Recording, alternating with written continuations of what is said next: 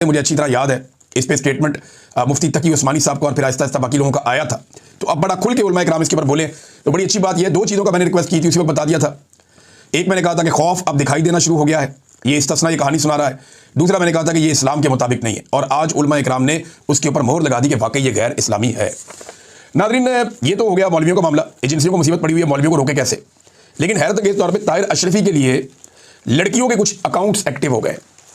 ये अकाउंट्स आप देखें लड़कियों के, ये अकाउंट्स जो है ना, ये वैसे नॉर्मली पाकिस्तान की एस्टेब्लिशमेंट के लिए एक्टिव होते थे, लेकिन अब ये लड़कियों के अकाउंट्स ताहिर अशरफी के लिए एक्टिव हो गए। मैं हैरान हो रहा हूँ कि ताहिर अशरफी साहब का इतना फ़ैन फॉलोइंग ख़वातीन में भी है।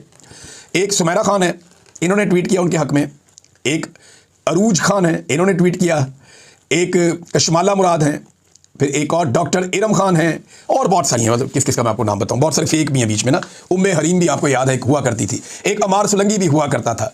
तो बस ये सारे आते हैं और जाते हैं, एजेंसियां इस किस्म की कार्रवाइयाँ डालती रहती हैं। बहरहाल ताहिर अशरफी साहब की हक के अंदर लोग आने की कोशिश कर रहे हैं, लेकिन आ नहीं पा रहे ना। अब ताहिर अशरफी बेचारा कैसे जस्टिफाई करेगा पाकिस्तानी फ़ौज को गाज़ा में भेजने को, कैसे जस्टिफाई करेगा?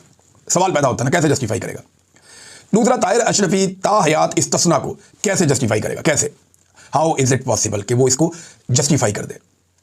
वो इन चीज़ों को जस्टिफाई कर ही नहीं सकता, बेचारा फंस गया मौलवी। और अब वो यानी इसलिए कहते हैं ना कि एक लिमिट के अंदर आदमी को रहना चाहिए, ज़्यादा जूते पॉलिश नहीं करने चाहिए। अब नाज़रीन, आर्मी चीफ फील्ड मार्शल ने इनकी एक और वीडियो जारी करवाई गई लीबिया से। उसमें उन्होंने कहा कि 7 से 8 शानदार मुस्लिम ममालिक को गुज़िश्ता 20 सालों में एक के बाद एक तबाह बर्बाद किया गया।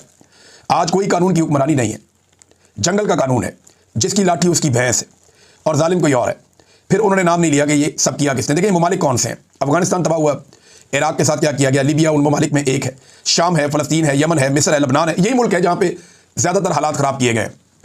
हाँ, बांग्लादेश है, लेकिन वहाँ पे तो उन्होंने अपना खुद अंदर से एक इनकलाब है, उन्होंने मामला सीधा किया है। बहरहाल ये ममालिक है, इनके बारे में उनका ये कहना है। अब नाम उन्होंने मुल्कों के भी नहीं लिए, जिन्होंने खराबा किया उनके भी नहीं लिए। तो खराबा किसने किया? वो कौन सी आलमी ताकतें हैं जो मुसलमान ममालिक के अंदर आके ना सिर्फ मुदाखलत करती हैं, बल्कि वहाँ पे एक जंग छेड़ देती हैं और वहाँ ग्रुप्स बना के बदतरीन हालात पैदा कर देती हैं। सूडान के अंदर भी यही हो रहा है आजकल, और इसके अंदर जो इस्तेमाल हो रहे हैं वो मुसलमान ही इस्तेमाल हो रहे हैं। तो मेरा एक सवाल ये है कि उन्होंने कहा जी कि कोई कानून की हुक्मरानी नहीं है। तो मेरा सवाल यह है कि क्या पाकिस्तान में कानून की हुक्मरानी है? 300 मुकदमात साबिक वज़ीर-ए-आज़म के ऊपर डाल दिए गए। 70 साल की उम्र तक उस आदमी के ऊपर एक भी पर्चा नहीं था, और आज उसके ऊपर 300 के करीब पर्चे कर दिए गए। क्यों? ये कानून की हुक्मरानी है? औरतों को सड़कों पर घसीटा गया, जबरी तौर पर गुमशुदगियाँ की गई, क्या ये कानून की हुक्मरानी है? मैं 5 महीने मुझे जबरी तौर पर लापता किया गया। अहमद फराद साहब को किया गया, समी इब्राहिम साहब को किया गया, औरिया मकबूल जान साहब को किया गया, इंतजार पंजुता साहब को किया गया, उस्मान डार साहब को किया गया, फ़ारूक हबीब साहब को किया गया, और बेशुमार लोग हैं, इनको जबरी तौर पे लापता किया गया, इन पे मुकदमात भी बनाए गए, बार बार गिरफ्तारियां की गई। अब सहाफ़ी हमारे फिर गिरफ्तार हैं, सोराब बरकत साहब हैं हमारे।